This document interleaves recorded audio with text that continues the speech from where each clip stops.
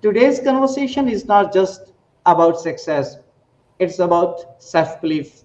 And it's about rising beyond limits because here is the truth: many people face hardships, but very few turn into, you can say, strength.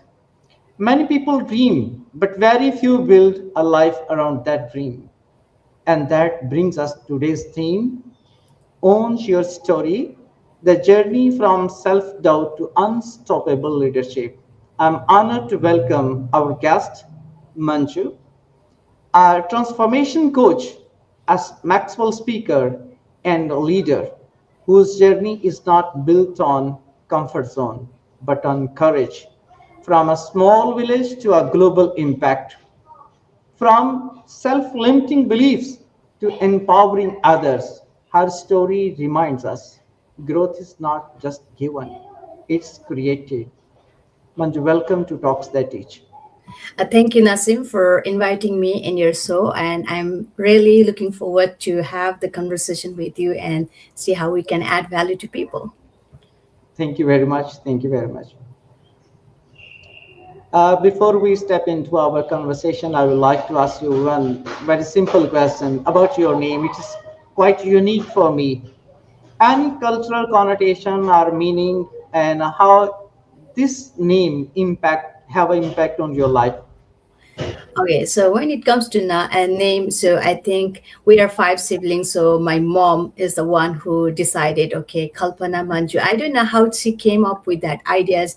I know now when we think about, we try to match our dad and mom. Like even we think when you think about our daughter name, we're thinking, okay, what we can do. So normally we do that one, but I don't know at the time how my mom decided, but she had a sequence, okay, Kalpana, Manju, and then she tried to match like my brother name. So there was nothing like any reasons behind that, but I think she likes the name and she decided, okay, this one will be Manju, and then I like my name. Wonderful, wonderful. Mothers have some, you can say, the thing in their mind, they plan well. And it is, you can say, alliteration is there in your names as well, in your siblings' names as well. Yeah. Manju, there was a time in your life when you struggled with the self-doubt, lack of confidence, and a limiting belief. You didn't feel successful, you didn't feel enough, but instead of staying where you were, you choose to listen, to learn, to lead, and to grow. And that shift changed everything. My question to you: what was the turning point where you decided, I'm no longer going to live within these limits? What was that turning point? You decided to get out of that limiting belief and all that. Okay, I think that's a good question. I knew that I was lacking confidence, although I was growing in my job. Like while I was in Dubai, like I started in the very scratch level. I was growing, but still I didn't feel confident to talk in front of people, especially when it comes to sharing my ideas. I would feel like, because since English is our second language, we have so much like, okay, what if I do the grammatical mistake? What if I cannot express? Like what if I go blank? So those are the barriers that I had it, although I wanted to build that leadership skill, but I didn't know how. I heard about the Toastmasters while I was in Dubai, but there was no way because the timing of my work was long hours, so I didn't join. At the time there was no virtual Zoom or anything, so we had to go in person.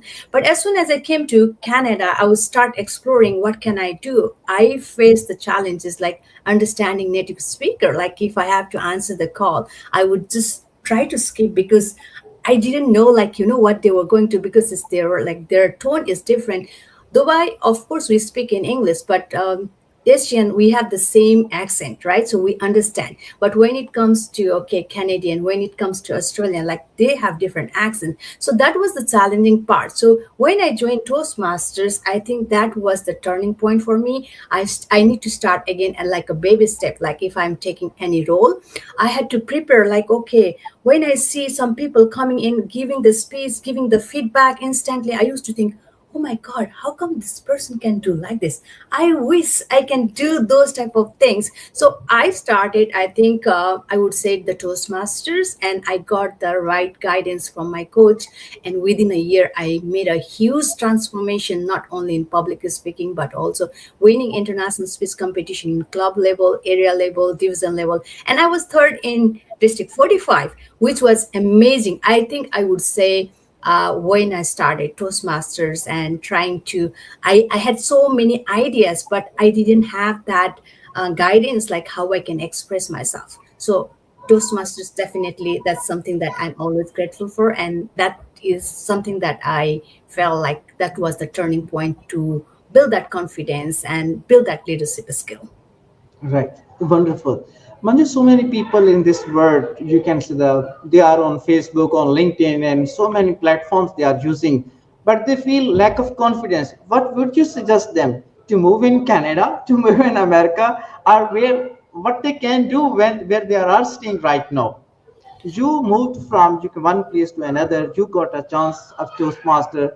There is a, you can say, good opportunity for you. But what about the people who are in their own areas in Asian countries, and they haven't like you the opportunities? Can you give them a tip to Yeah. boost their confidence? Yeah. Confident, yeah. So confidence is something that we are not born with, right? So this is something that we can build in. Like, if we suppose, say, if someone is very good at driving, they start somewhere, right? The confidence was not there. First, we need to take actions to overcome that fear. So whatever, it could be in public speaking, it could be anywhere. When we feel lack of confidence, the main thing is to take actions. We just need to go outside of our comfort zone. Like, if I stay, oh, I'm not confident, so what can I do? I need to ask the questions, or maybe I need to find a mentor sometimes, because we don't know our blind spot. So finding a coach, it really helps.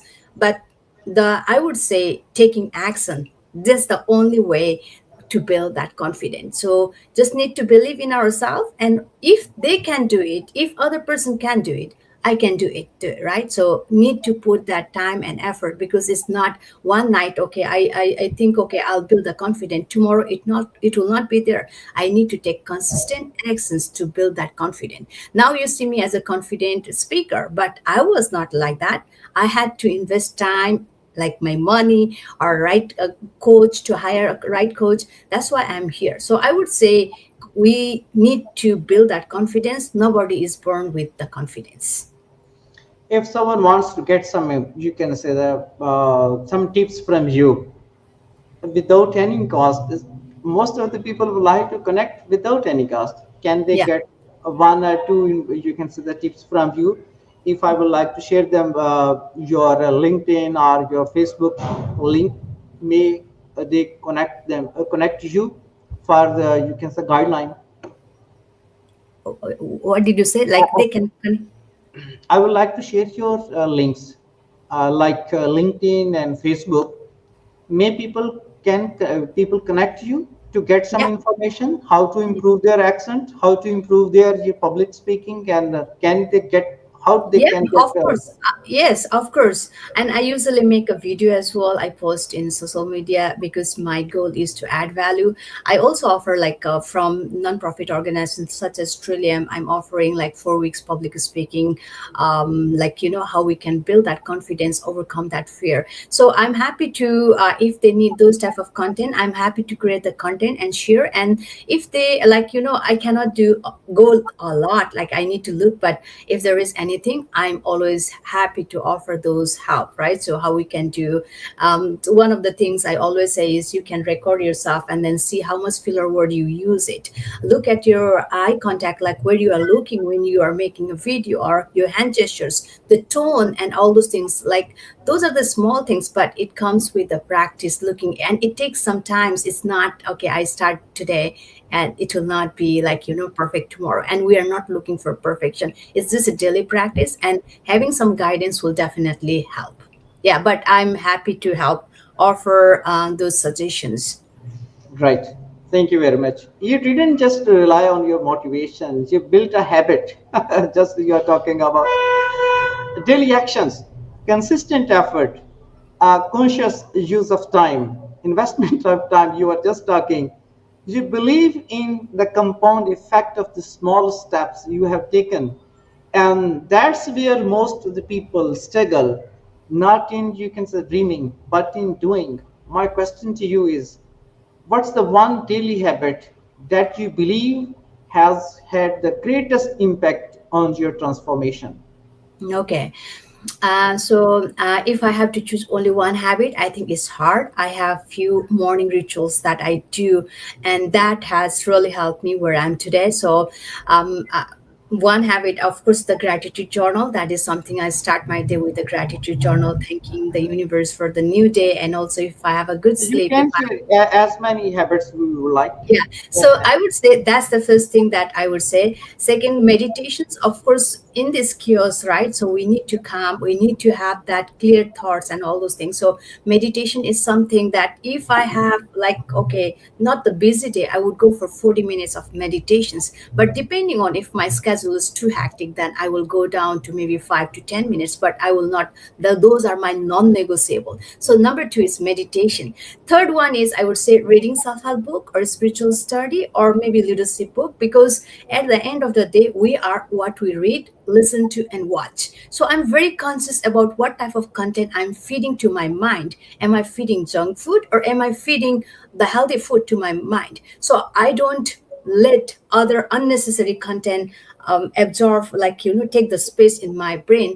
That is something, before we leave or before I leave my home, I make sure my mental, like, we charge our mobile, but I make sure that I charge my like mental health, and then I'm ready to go tackle the day. And the other thing I would say is movement, because it's the workout, like even 10 to 15 minutes. I'm a trainer, so I teach multiple classes, but if I don't have to teach, I'll make sure that I do some stretch, little bit of workout, because at the end of the day, it's not only staying in shape, but also it affects directly in our mood and all the stuff. So I'm Zumba instructor, I do. So those are the four things that help me, because every day I'm learning, I'm feeding my mind, I'm taking care and eating healthy food, and all the stuff is always comes, right? So those are the habits that I always do, especially in the morning. But if sometimes if the morning doesn't allow, I'll try to fit in during the daytime or the evening time. So I would say those are the things. And if someone wants to start, they don't have to go all the way from there. Maybe gratitude journal, reading the goals, what they have. I think those are important things to start. Right, wonderful things are most valuable. We have to do, if we want to move forward, we at least we have to add one value, one Yeah, habit in our daily life, and it's very important. Someone said, "Change your habits, change your future." If anybody exactly. would like to add, change his or her future, transform to his or her future, he or she should have to change his or her habits as well. Yeah, When you decided to write a book, I read a few pages of your book in the beginning. It yeah. felt overwhelming. You didn't know where to start, but you followed one simple principle. Write one page daily, and that with consistency turned into a, you can say, the completion. A powerful lesson in action, I mean to say.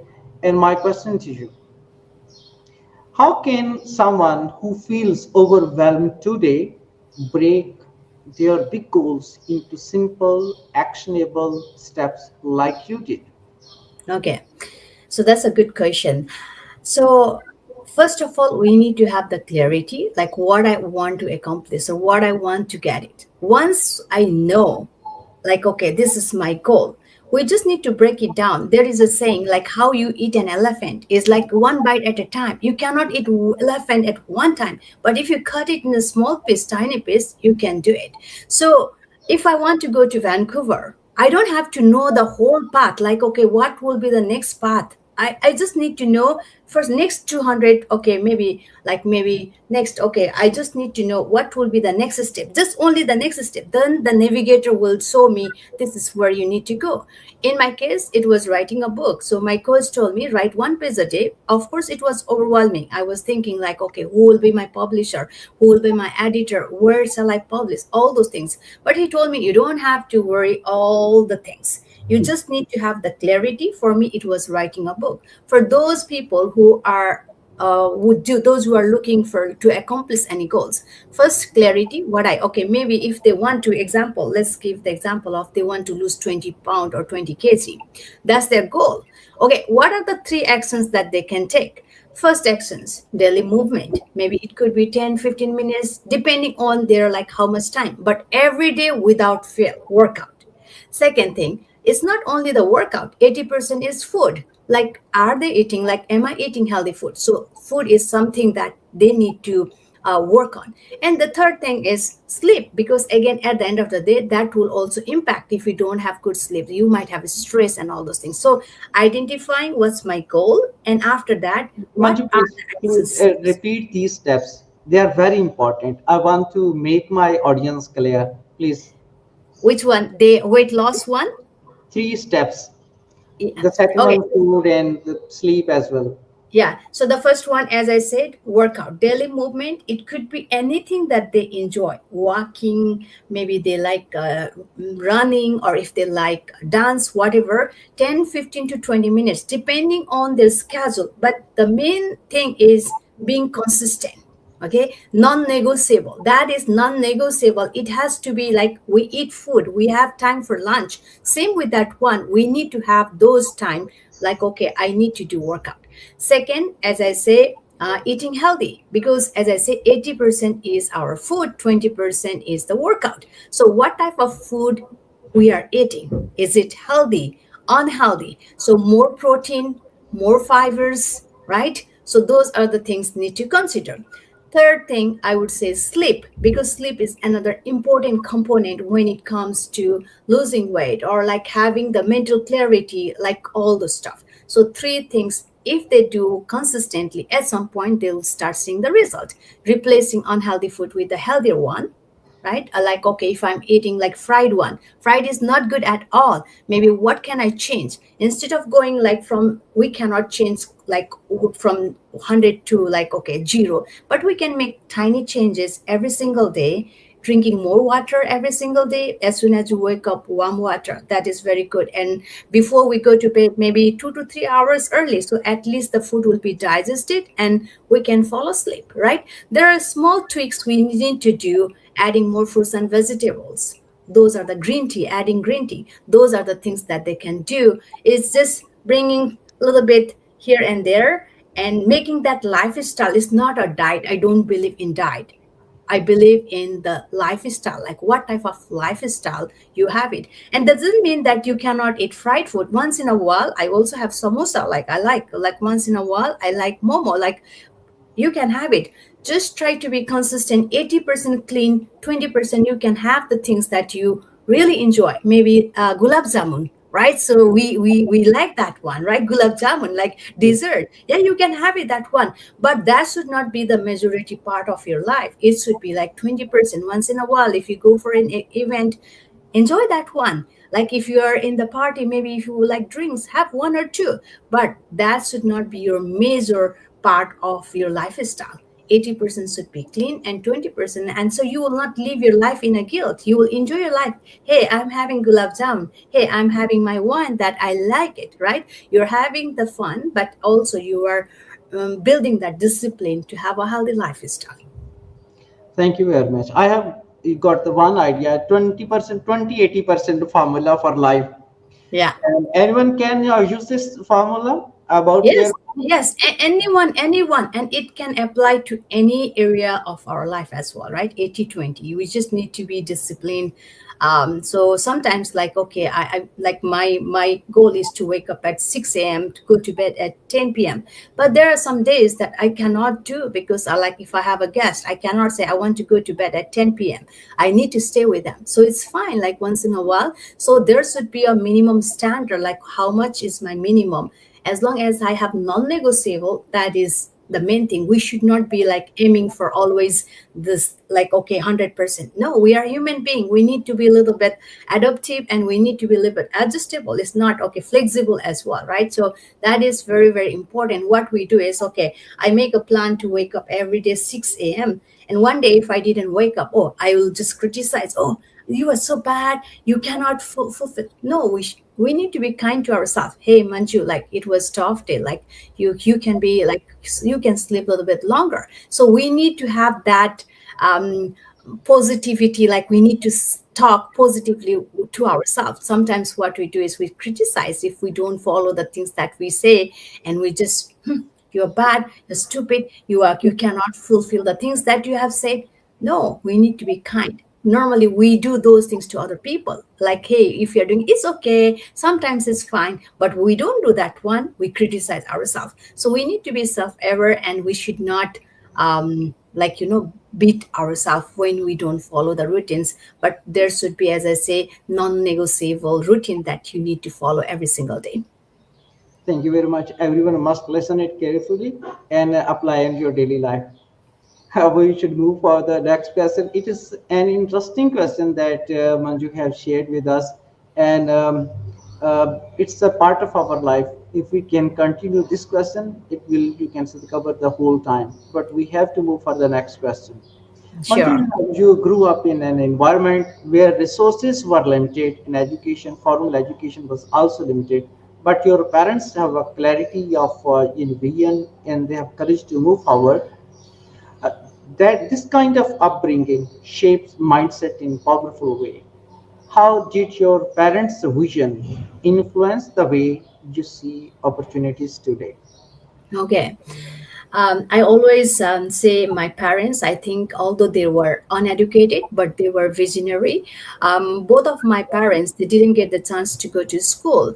And my dad, he noticed, like, if you are not educated, like it's hard to get the job, right? So both of them, they used to say, you need to study. Okay, we didn't get, my mom really wants to go to school, but at the time, like, the ladies, they are not allowed, they will send the only the son to the school. So my grandparents, like mom's dad and mom, they say, now you are the daughter, you need to stay at home. So they send only her brother to the school, but she really wanted to learn, they really wanted to go to school. She had that pain inside her, and she didn't want that things to happen in us, because once we she didn't see that much future while in India. So she said, now we need to go to Nepal. So she usually told us, like, hey, you need to have educations. Both of them, they used to tell us, like, you need to have educations, because once you're educated, you will be independent. They always tell us, you don't have to rely in somebody else, like you can be independent.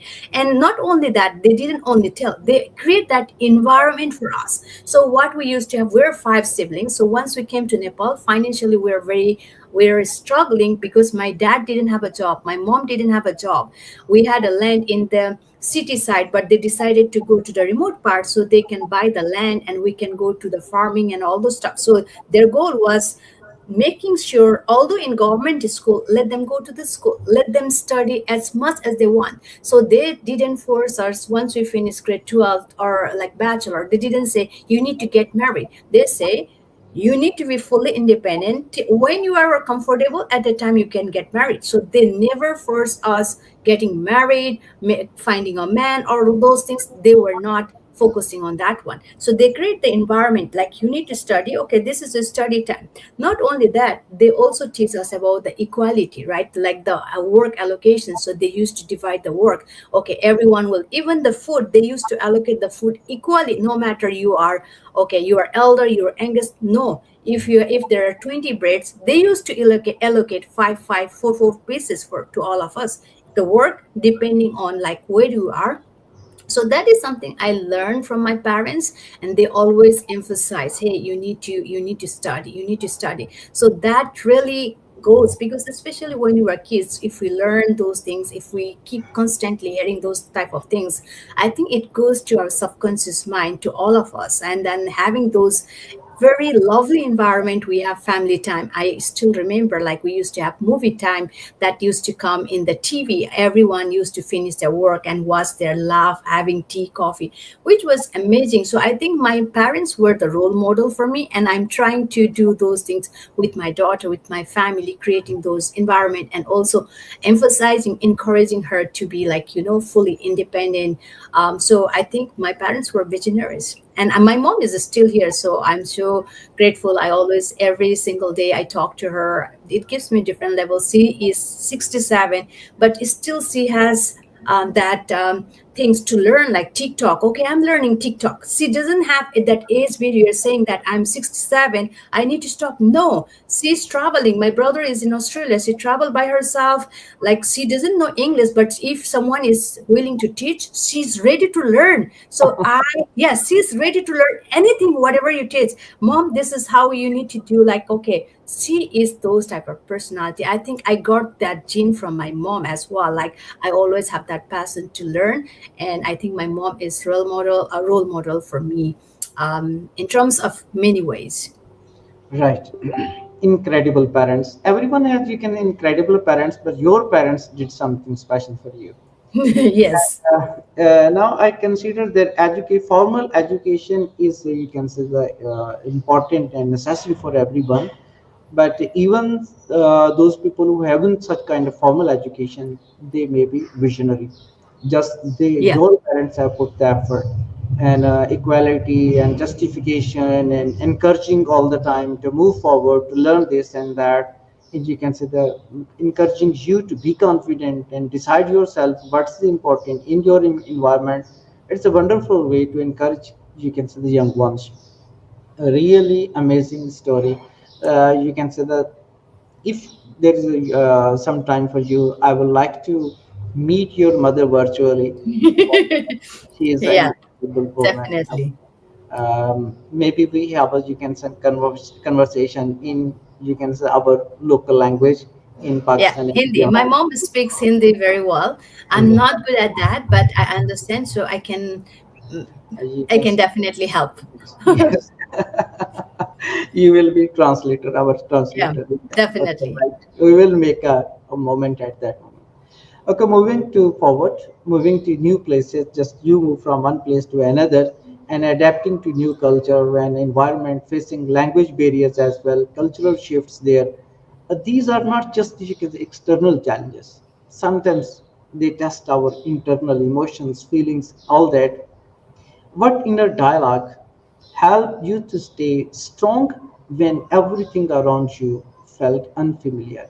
Unfamiliarity is quite a disturbing thing for us. Even if we move from one city to another city, our shopping centers may be different, our malls will be different. We feel you can say uncomfortable in that area. And how you stay and motivated in your life. Okay. I think, yes, every time we move, as you said, like especially moving from again Dubai to here, cultural shock and the language barriers, of course, lots of challenges were there. Initially, also, like, I didn't get job in my field. Like, I was already in that positions in Dubai, like, in high profile. And when you came here, again, you need to start from the zero. Like, so you, at some point, I feel like, oh my God, this is where I'm going to start.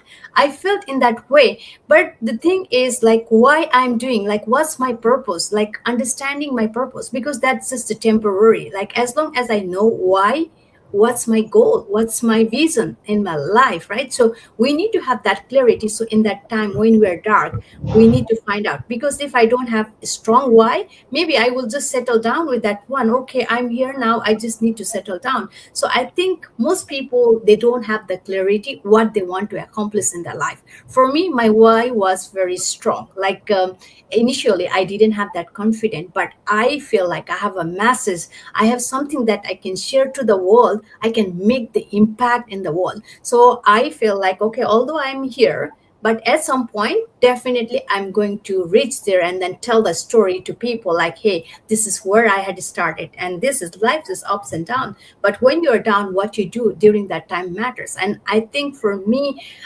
because I usually read those type of self-help book, motivational podcasts, and all those things, that really helps me to boost that confidence when I'm down. So spiritual study that helps me to understand how to deal with this stress and all those things. So I think it's important, like what type of content we feed and what type of surrounding we are in, that will directly impact. Like, because if I was in the wrong surrounding, they would say, hey, this is life, like now you are almost 30, 35.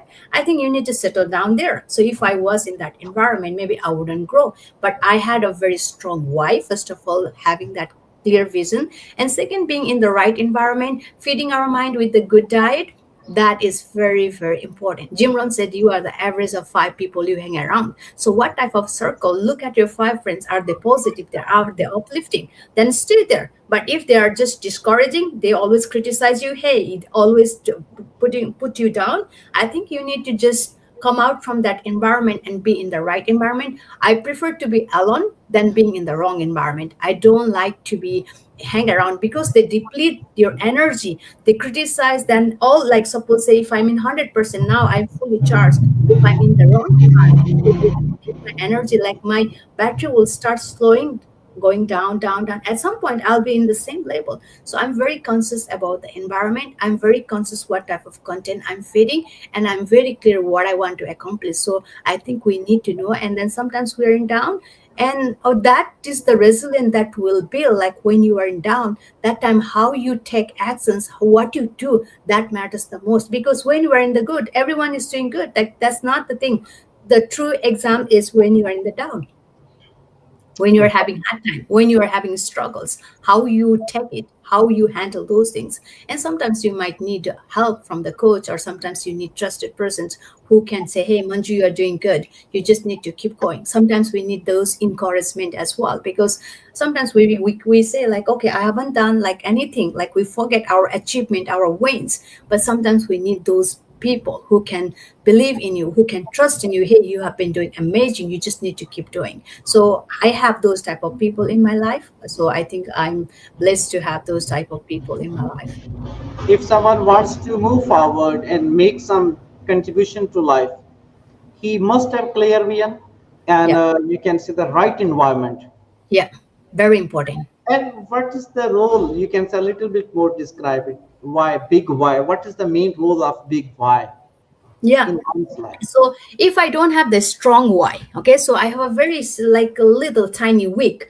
So if I'm in the tough time, I'll give up because that's not my bigger this one. Okay, if I have a strong why I'm doing that one, that means the reason is very strong enough that nothing can stop you. But if you have, okay, I just want to make money and for this one, like to pay off this one, that is a very weak. I have learned, I think 2018 or 19, one of the coach asked me, like, Manju, why you want to become a motivational speaker? And I say, because I want to make the impact. Then he asked me, why you want to make the impact? Now he went to that deeper level, 7 level lower. I still have that one. So and it was attached to my dad because I want to make my parents proud, right? So when you have emotionally very strong why, you will not give up when the tough time comes. In my life, do you think I didn't have the tough time? I had lots of tough times that I came. Even once I came to Canada, transitioning from accounting to like as a fitness professional, as a coach and a speaker. It was not easy transition for me. It was lots of, because financially I was literally down. I was making good money, and I said I want to start my career in fitness or this one. I had to start from the scratch. Although I had a little bit background as a Zumba instructor, but I didn't have any other background teaching in front of people. So I didn't have that confidence to talk in front of people, right? So it's very tough. So, but I had a very strong reason. So I would challenge people, like, ask why. What's my goal? Why? Go for deeper level, and it might take some time because it's not easy. We can go easily in the surface level, but for the deeper level you need to have constantly asking yourself, what's my why? The stronger your why, you will not give up when the tough time comes. But the weak you have very weak why. Okay, I just want to make $100,000 to pay off this one. Okay, that's the surface level. But why you want to have, like for me, Right now I'm working for time and financial freedom. Later I don't have to work, like I can work from anywhere. I have the flexibility to spend more time with my family or do the things that I enjoy the most, right? So I think it takes time. It takes time. We have never been taught about those things. So this is like we go to school, we learn about the academic, we get the job, but nobody talk about these things until and unless you come to do personal development, or until unless you invest the time and money and learn all those stuff, right? Goal setting, how to build the discipline and all those things, right? So this is something I learned from John Maxwell, not John Maxwell, Jim Rohn said, like academic things that will make you living, but personal development, investing in ourselves will make a fortune, right? So if we want to have that fortune in our life, we need to constantly invest in ourselves, our think, well, thinking, like how we think, mindset shift. I think that's the very important thing. In order to have those saved, we need to invest in ourselves, or we need to be in the right environment. Thank you very much. There were moments in your life when you had to balance your work, long hours, and physical presence as your workplace, emotional pressures, yet you didn't stop. What kept you going in those moments when both your mind and body were tired?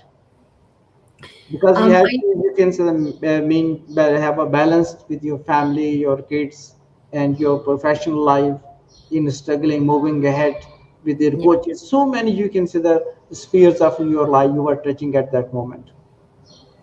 So usually, like I would say, April was one of my biggest, like very busiest month.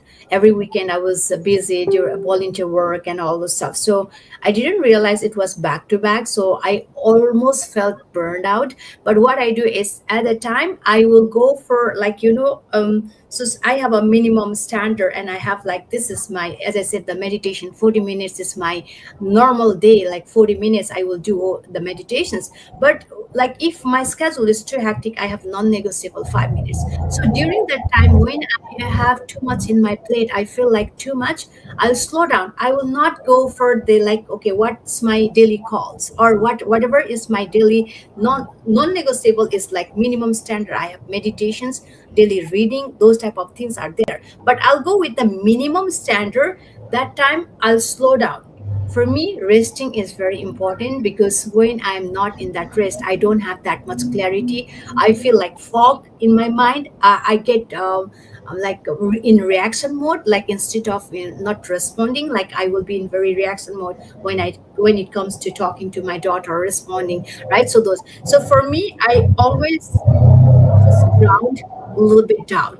I'll take a rest.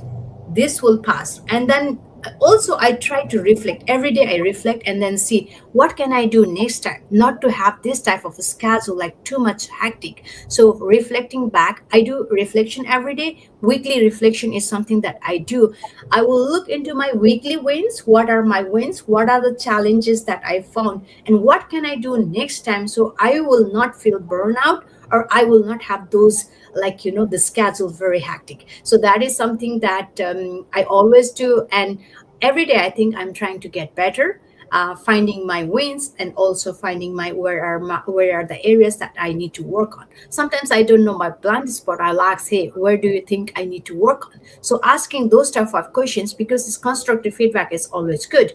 Nobody is perfect here, but we can always, every day I can grow, I can get better. And that's something that I do. So I would say rest, slow down.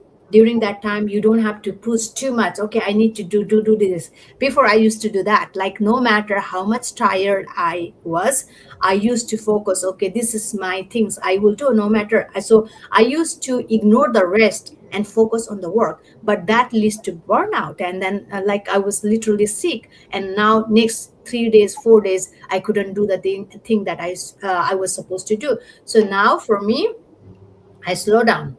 I have a coaching accountability partner as well. So I say, hey, I'm slowing down this week. I just need to recover. From last few weeks, I didn't get rest. So I need to recover. So I will not focus on the appointment that I was thinking for, the follow-up or the emails that I had to send. So I just slow down. I take rest as priority, because rest is not luxury. Rest is important. Even the machine, Like, after 24 hours you need to give some rest. What about human being? Do we take rest as like luxury, or do we take as a necessity in our life?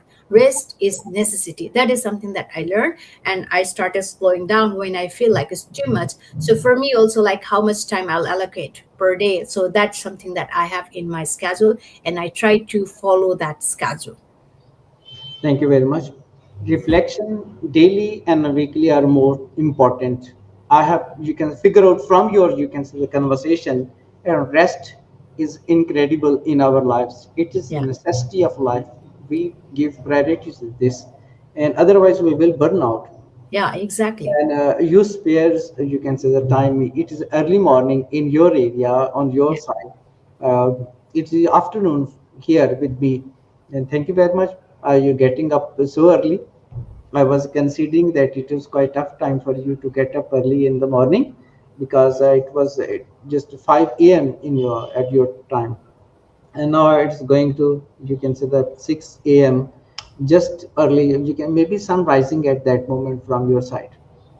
It's weekend, right? So we can normally, but it's fine.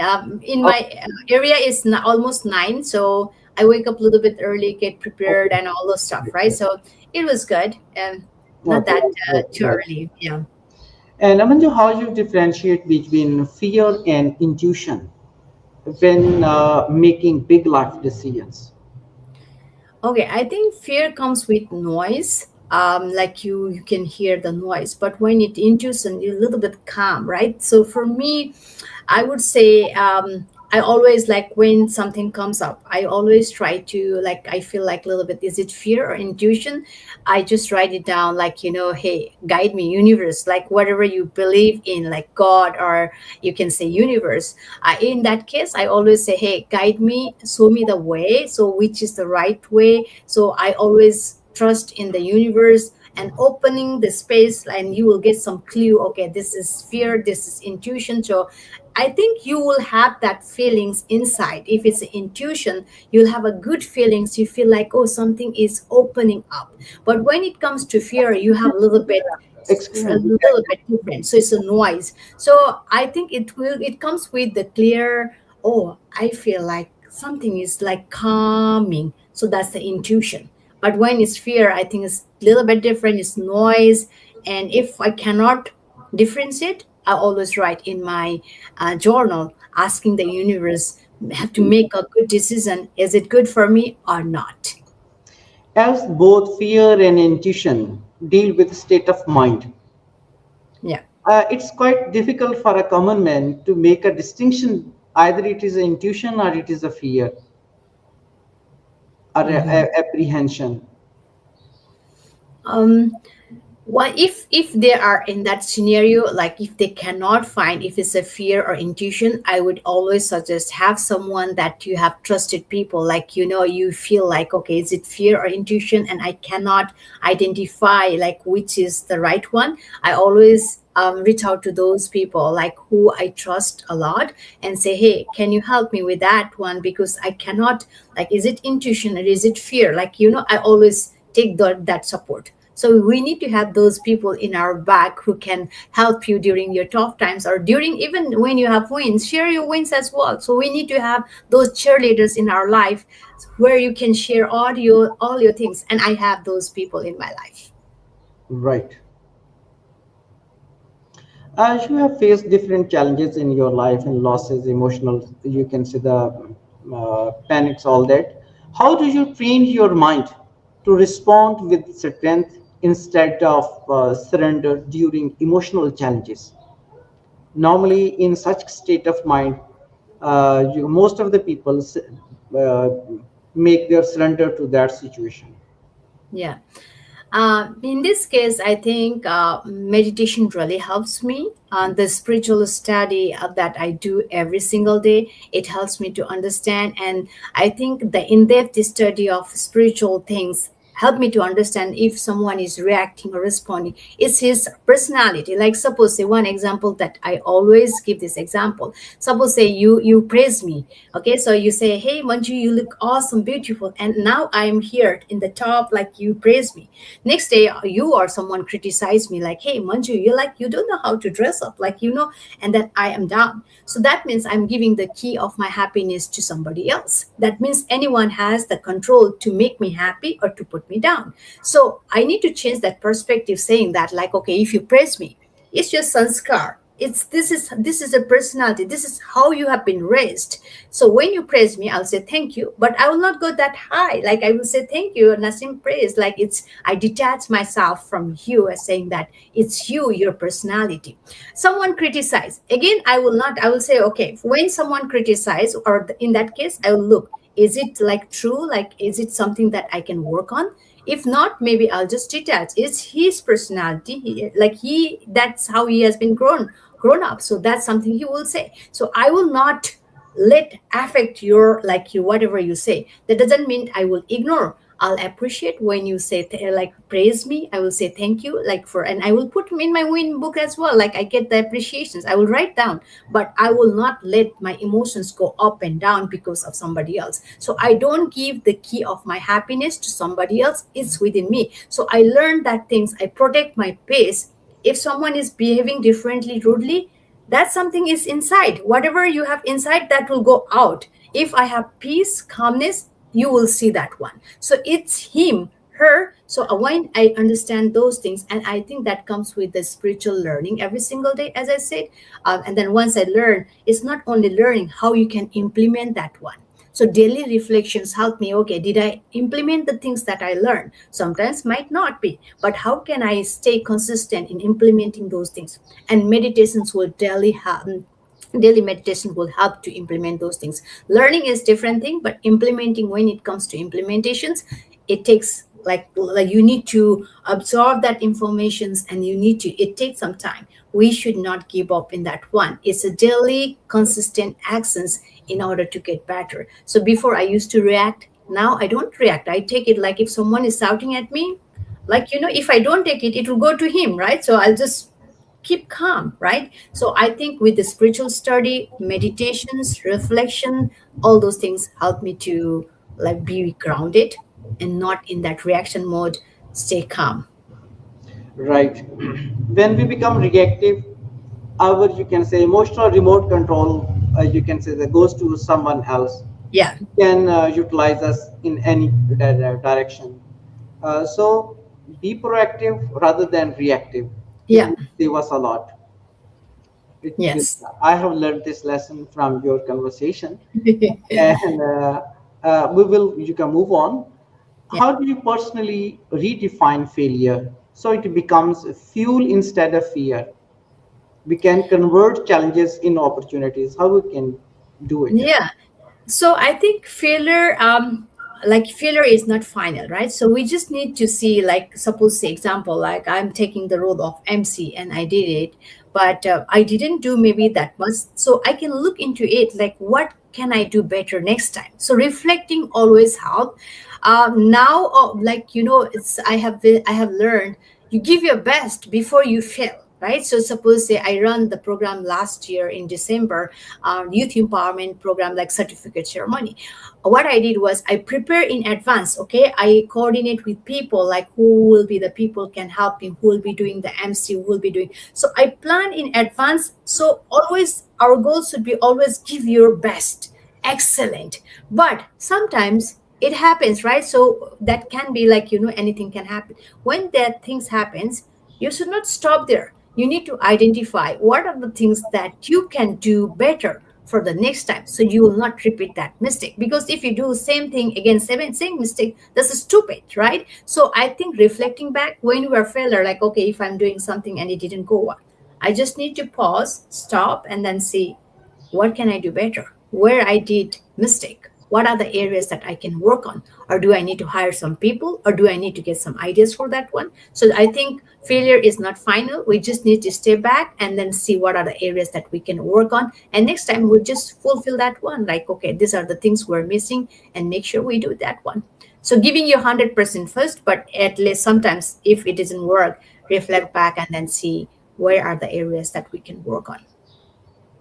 Right. Manju, we are conversing in, you can say we spent approximate 50 minutes. Yeah. Wonderful talk. Still, we have, you can say, number of questions, but I will move to only one question before we are going to close this session. I requested you for 1 hour, but I won't like to consume more time. No doubt, these things and your reflections are making a quite difference with my audience. And we make some other day a wonderful, you can see the more conversation and sessions with that. Moving to, you can see the last question here. Today, you are not just growing yourself. I consider you are having a ripple effect on your society. You are helping others grow, empowering women, youth, building confidence in others. That's the leadership. What does true leadership mean to you beyond title and position, all that? Okay. Maxwell said leadership is all about influence, right? It's not about the title and anything. For me, I think once I joined John Maxwell team, I learned how can you add value to people? How can you make the impact? And that's the one thing I would say out of many, I think that's something that I am implementing every single day. If I meet someone also, like I will just ask, what can I do, how can I help him, like, I always have that intention, whether that person take the advantage of me or that's not my things. But for me, I think the leadership quality I built from Toastmasters when I took area director role and became distinguished area director, that's the main piece. But besides that, I think joining John Maxwell, learning those things, how can I add value to people, I think that's now I'm not behind the title. Like, I don't care about the title. For me, as long as I can give back to the community, I think it's important. When you give, the universe will give back to you in different ways. They don't have to, like, okay, if I help one community, that community doesn't have to help me. But when I have that pure heart, have that intention of helping other people and making an impact, the blessings that I get it, I think it's unbelievable that I cannot get from the money, right? So for me, I would say, learning from John Maxwell, adding value to people. And the other thing is like how you can be like it's not what's in me, what's for them, what's in it for them. So having that mindset, making an impact, because when you try to make that impact, because I have a daughter, the reason I run youth empowerment program is because I want to build that community where they seek and flourish. And I also run the women empowerment program because I feel the women are still behind. They are in that certain role, but still they haven't reached their full potential. So I feel like whatever I know, if I can share and if I can make the impact, I think that will help to make this world better place. So I have that missions to go in bigger, larger audience, not only in Canada. Let's see if we can go to Pakistan and other places as well to make an impact. So if I can do it, I think anyone can do it. That's the belief that I have it. You just need to believe in yourself and take daily actions. Anything is possible. Thank you. You can alpha and omega of our conversation. I would like to say success is not about where you start. It's about how you rise, and about it's not about the comfort. It's about the courage. I have learned from Manju this point, and today's conversation reminds us you don't need a perfect beginning. You just need a powerful decision, a powerful vision. Thank you, Manju, for sharing your journey, your truth, and your strength and your confidence. And to everyone watching, keep learning, keep growing, keep leading. This is Talks That Teach, where ideas turn into action. Thank you very much. Manju, any, you can say the law at this moment, if you want to, obviously the whole conversation is a message for the audience, but the key message, if you want to give the audience at the end of this session, I want to end my session with your words. Okay. First of all, again, I want to say thank you for inviting me and giving this platform to share my ideas, experience, and thoughts. So I think it was a great conversation with you, asking those type of questions I get to answer. So if I have to say something or final masses, I would say follow your passion, follow your dreams. What's your dream? If you are not in your passionate field, it's fine. You can always make the transition because you don't want to leave the job where you have to go every day and you don't, oof, I wish, like, you don't want to live. This is one time life. Remember, what's your goal? What's your vision? What's your mission? Once you identify, maybe you cannot do the transition at one time. Maybe find some time every single day, 1 hour, 2 hours, and do the transition in your field so you don't feel like you are working. You are in that field where you every day is a new day. You are excited to go for work. So my suggestion would be find your passion and be consistent. Take every single day the actions. If you are unknown, like find a coach. Invest in yourself. Do not hesitate to invest in yourself. When you invest in yourself, at the time you get the clarity from the coach if you don't have the clarity, right? So I think investing in ourselves is very, very important. Not only the coach, maybe time and learning the things that we're supposed to be. So finding your passion, follow your passions, and make that consistent effort, not only for your goal. Look at the life as a full, like, okay, your career, your health, your family. Look all those aspects and try to have a balanced and fulfilling life. So I would say, find your passion. If you are not in your field, find out like which is my right pathway. Maybe find a coach, invest in a coach, and in that way you get the idea, you get the clarity. So once that investment is done, you will have that return at some point, because there is a difference between spending and investment. When you invest in yourself, you'll get the return, you will have the future that you are looking for. So that's something that I want to say. And change the lifestyle. Do not focus on quick fix or anything. Change the lifestyle in order to have the lifestyle that you are looking for. So that's my message to all the audience that they are watching your channel. And I'm really grateful for this opportunity. And thank you, Nasim, for having me here in your podcast. Thank you very much, my audience. We are going to close our conversation with the words of Manju, words of wisdom. Thank you very much. Thank you.